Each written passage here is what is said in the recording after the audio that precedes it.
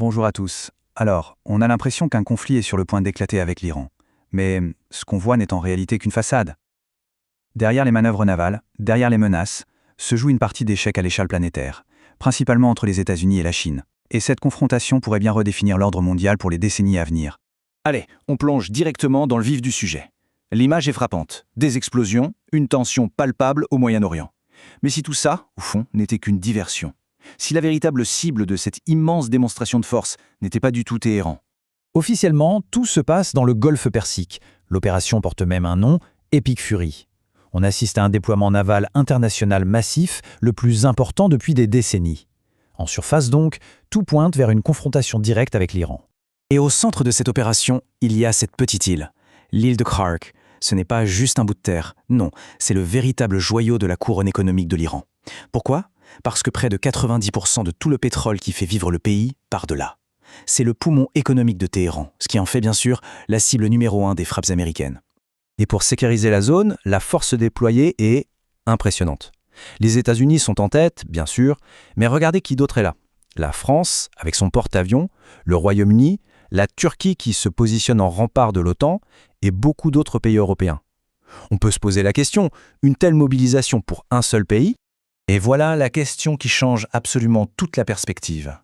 Et si l'objectif n'était pas seulement de neutraliser l'Iran ? Si cette crise était utilisée pour frapper un adversaire bien plus grand, un rival qu'on appelle systémique ? On y est. Voici la clé de toute cette analyse. La véritable cible stratégique, ce n'est pas l'Iran, c'est la Chine. L'objectif est simple, asphyxier économiquement le principal concurrent des États-Unis sur la scène mondiale. Ce graphique, il révèle le talon d'Achille de la Chine. 17% de son pétrole provient de deux États considérés comme des parias, l'Iran et le Venezuela. Or, le régime de Maduro a récemment été renversé au Venezuela, donc cet approvisionnement est déjà coupé. En bloquant maintenant le pétrole iranien, les États-Unis peuvent frapper directement au cœur de la machine industrielle chinoise. Mais alors, comment la Chine faisait pour s'approvisionner malgré les sanctions ? Eh bien, grâce à un système aussi ingénieux qu'illégal, la fameuse flotte fantôme.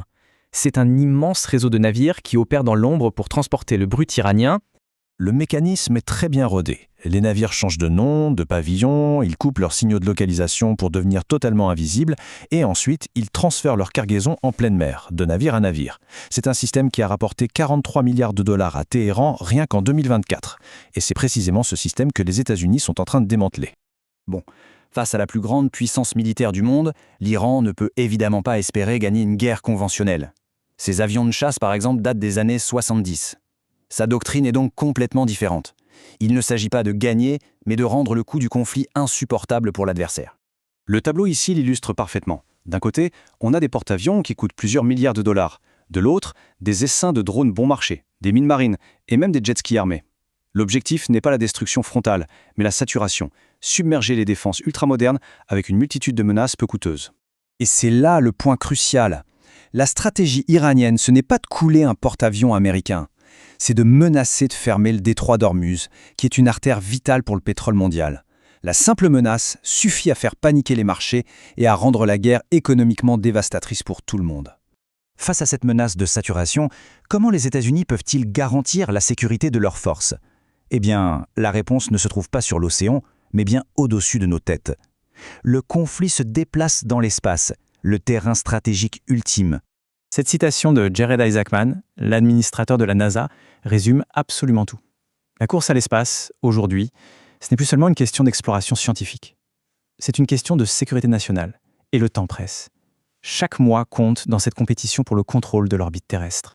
Il faut bien faire la distinction entre les deux piliers de la stratégie spatiale américaine. D'un côté, il y a la NASA, qui inspire et qui explore, et de l'autre, la Space Force, qui a été créée spécifiquement pour défendre les intérêts américains dans ce qui est devenu, de fait, un nouveau champ de bataille. Cette supériorité technologique américaine, elle repose sur un concept, le Golden Dome. C'est une sorte de bouclier spatial constitué de satellites avec des capteurs infrarouges. Ils peuvent détecter la chaleur dans le lancement de missiles n'importe où sur Terre, calculer sa trajectoire en une fraction de seconde et guider un intercepteur pour le détruire. Face à ce bouclier, la menace des missiles iraniens est en grande partie neutralisée.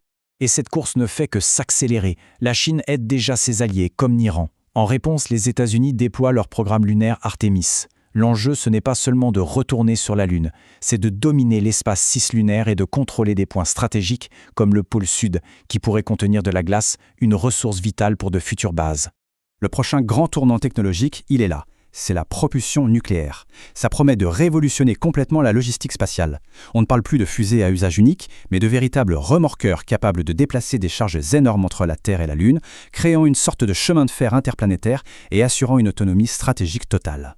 Mais revenons un instant sur Terre, parce que cette confrontation, qui s'étend de la petite île de Kharg jusqu'à la Lune, eh bien, elle a des conséquences très concrètes pour l'économie mondiale et pour le portefeuille de chacun d'entre nous. Ce graphique montre très bien pourquoi l'Iran possède un tel pouvoir de nuisance. Le détroit d'Ormuz, c'est le goulot d'étranglement de l'économie mondiale. La moitié du pétrole européen y passe. Une fermeture, même de quelques jours, ce ne serait pas juste une crise, ce serait un véritable séisme économique mondial. Et voilà ce que ça signifie très concrètement. 2,50 €, c'est le prix qui est projeté pour un litre de gazole à Paris en cas de fermeture du détroit d'Ormuz. L'impact sur le pouvoir d'achat et sur toute l'économie européenne serait immédiat et absolument brutal. Et c'est précisément là que réside l'avantage stratégique majeur des États-Unis. En étant devenus exportateurs nets de pétrole et de gaz, ils peuvent se permettre de mener cette guerre économique sans en subir les pires conséquences sur leur propre marché. Ils sont à la fois l'acteur principal du jeu et le mieux protégé. Au final, ce conflit nous laisse avec une question fondamentale. Alors que la géopolitique traditionnelle continue de se jouer sur les mers et les continents, la véritable clé de la puissance de demain est peut-être déjà en train de se jouer en orbite.